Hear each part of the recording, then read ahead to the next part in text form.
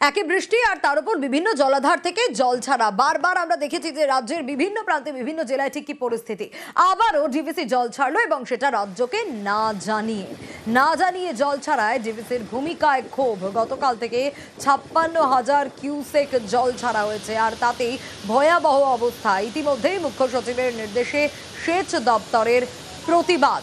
আরো ডিটেল এ বিষয়ে জানবো, তবে তার আগে আরো একবার জানাই, বিভিন্ন জেলায় বিভিন্ন প্রান্তে একে তো বৃষ্টি আর তার পাশাপাশি বিভিন্ন জলাধার থেকে জল ছাড়ার কারণে ঠিক কি পরিস্থিতি তা আমরা দেখিয়েছি, প্রতি মুহূর্তে দেখাচ্ছি আপনাদেরকে।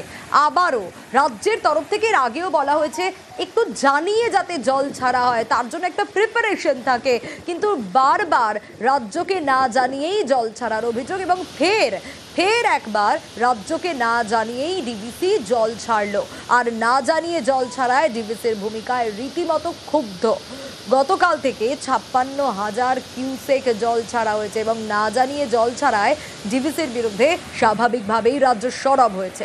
মুখ্য সচিবের নির্দেশে সেচ দপ্তরের প্রতিবাদ এবং এর আগেও রাজ্যের তরফ থেকে বারবার বলা হয়েছে যে যাতে জানিয়ে জল ছাড়া হয়, এভাবে না জানিয়ে যাতে জল না ছাড়া হয়। চিঠিও দেওয়া হয়েছিল এবং আশ্বাস দেওয়া হয়েছিল ডিভিসির তরফ থেকে যে না জানিয়ে জল ছাড়া হবে, কিন্তু সেটা কি হলো না তো।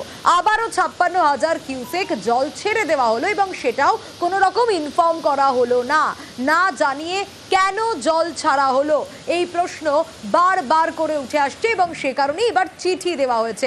সোমরাজ রয়েছে আমার সঙ্গে, আরো বিস্তারিত সোমরাজ জানাতে পারবে। সোমরাজ, ইতিমধ্যে ডিভিসিকে সেচ দপ্তরের তরফ থেকে চিঠি দেওয়া হয়েছে, এর আগেও চিঠি দেওয়া হয়েছিল, ডিভিসি আশ্বাস দিয়েছিল, কিন্তু এবার তো আবারও সেই না জানিয়েই জল ছেড়ে দেওয়া হলো। দেখো, একদমই ডিভিসি কে চিঠি দিয়ে রাজ্য প্রতিবাদ জানিয়েছে। তার কারণ শুক্রবার প্রায় ৫৬,০০০-এরও বেশি কিউসেক জল ছাড়া হয়েছে ডিভিসি জলাধারগুলি থেকে।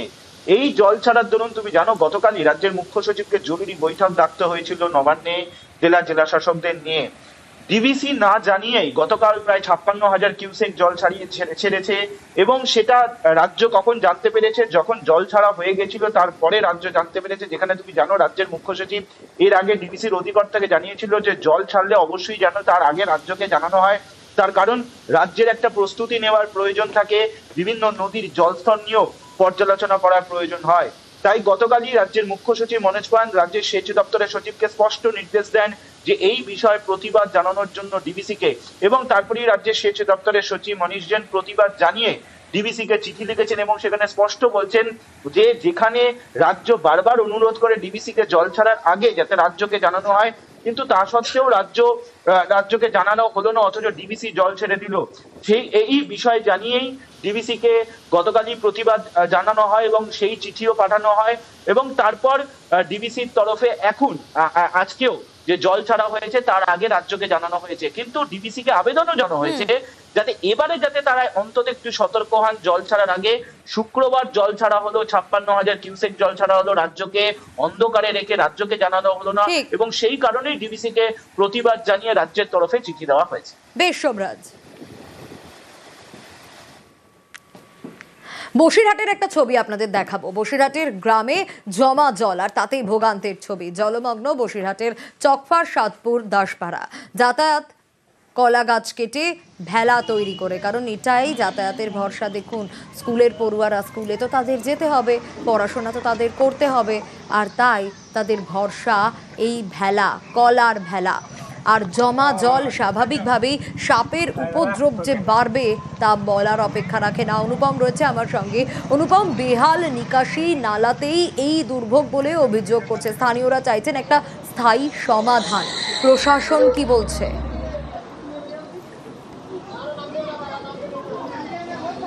দেখো, প্রশাসনের তরফ থেকে যেটা আমাদেরকে জানানো হয়েছে যে স্থানীয় যে চাঁপাপুকুর পঞ্চায়েত, সেই পঞ্চায়েতের তরফ থেকে ডিএমকে জানানো হয়েছে এবং একটা গ্রিন সিগন্যাল পাওয়া গেছে যে ওখান থেকে একটা টানেল বেরোবে, যে টানেল দিয়ে ওই গ্রামের কয়েকটি গ্রামের জল নিকাশি হবে। কিন্তু এই যে অবস্থা হয়ে রয়েছে গত ৩ বছর ধরে এখানকার মানুষ, কয়েক হাজার মানুষ কিন্তু এই সমস্যায় ভোগে। তার কারণ এই যে চকফারাসাদপুর এবং দাসপাড়া, এই যে গ্রামগুলো, এই গ্রামগুলোর ভেতরে পুরো একদম জলমগ্ন হয়ে থাকে, এলাকার মানুষ বেরোতে পারে না, স্কুলের ছাত্রছাত্রী তারা কলার ভেলায় করে যেতে পার করতে হয়, এমনকি গবাদি পশু তাদেরকেও কলার ভেলায় করে নিয়ে এসে অন্যান্য জায়গায় নিয়ে আসতে হয়। এবং সাপ, পোকা মাকড়, বিড়াল, কুকুর সবই বাড়ির ভেতরে ঢুকে আশ্রয় নেয়, ঘরের ভেতরে ঢুকে আশ্রয় নেয়। এমনই বাড়ির অবস্থা।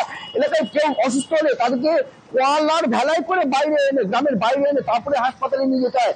এতটা চরম বিপাকের মধ্যে পড়েছে গ্রামবাসীরা। বহুবার জানিয়েছে গত 3 একেবারে বছর ধরে ছবি কিন্তু সে পঞ্চায়েত কথাই বলছে অনুপম। বেশ, এই জলের সমস্যা, কোনো বছর ঘরে জল ওঠে না, এবার ঘরেও জল উঠে গেছে।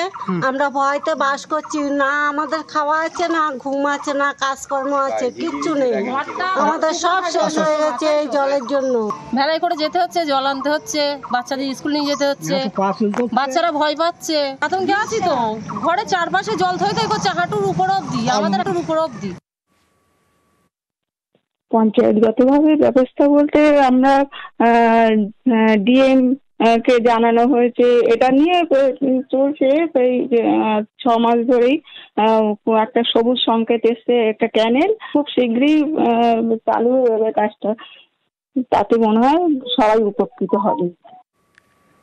অন্যদিকে ঝাড়গ্রামের দিকে নজর রাখবো, কারণ ভৈরববাকি নদীর জল বেড়ে বিপত্তি, আর জল বেড়ে যাওয়াতে যোগাযোগ বিচ্ছিন্ন হয়ে গেছে।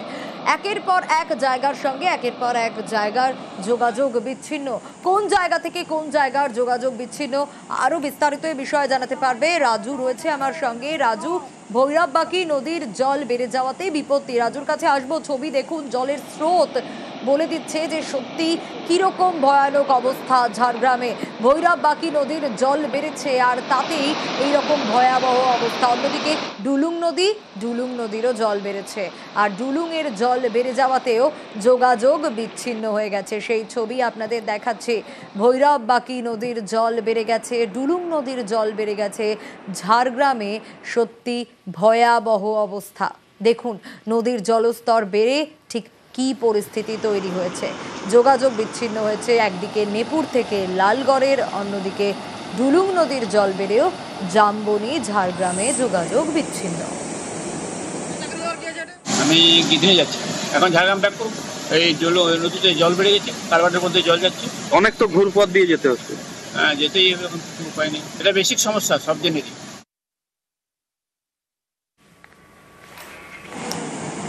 ঝাড়গ্রামের ছবি আপনাদের দেখাচ্ছি, কি ভয়ানক অবস্থা দেখুন। কারণ যারা এই সমস্যার মধ্যে থাকেন তারাই একমাত্র জানেন যে ঠিক কি ফেস করতে হচ্ছে সেখানে।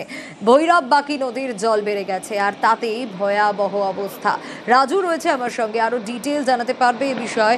রাজু, একদিকে ভৈরববাকির জল বেড়েছে, অন্যদিকে ডুলুং নদীরও জল বেড়েছে, আর এতে তো এক জায়গার সঙ্গে আরেক জায়গার যোগাযোগ বিচ্ছিন্ন। কোন কোন জায়গা?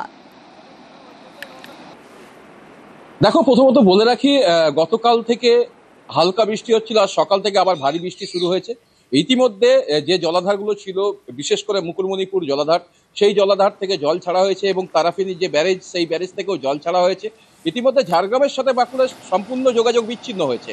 ঠিক তেমনই আবার যদি দেখা হয়, জামবনির সাথে যোগাযোগ বিচ্ছিন্ন হয়েছে, কারণ ডুলুং নদীর জল বিপদ সীমার উপর দিয়ে বইছে, এবং তার ফলে জামবনির সাথে ঝাড়গ্রামের যোগাযোগ বিচ্ছিন্ন হয়েছে।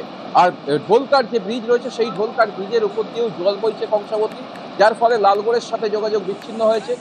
ইতিমধ্যে জেলার বিভিন্ন প্রান্তে জলমগ্ন এলাকা দেখা যাচ্ছে, কারণ অধিকাংশ জায়গায় নদীগুলোতে জল বাড়ছে, এবং এইভাবে যদি ভারী বৃষ্টি হতে থাকে তাহলে সুবর্ণরেখা নদীর জল আরো বাড়বে, এবং সুবর্ণরেখা যদি জল বাড়ে তাহলে সুবর্ণরেখার পার্শ্ববর্তী যে গ্রামগুলি আছে সেই সমস্ত গ্রামে জল ঢোকার একটা আশঙ্কা করা যাচ্ছে।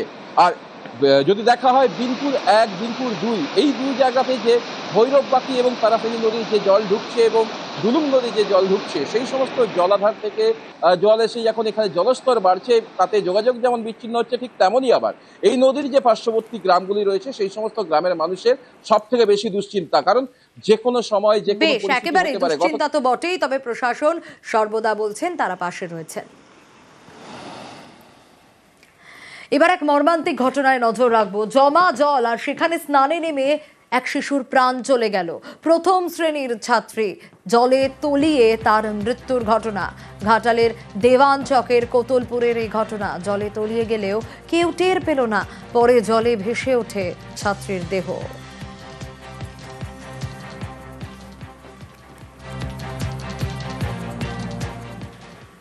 ওই জলে লাইতে গিয়ে মানে সেই বন্যা এসে গেছে, সেখানে লাইতে গেছে, লাইতে যেতেই কেউ গেছে, আর সামনে কেউ থাকেনি, বেশি জলে নেমে পড়েছে, ব্যাস ডুবে গেছে।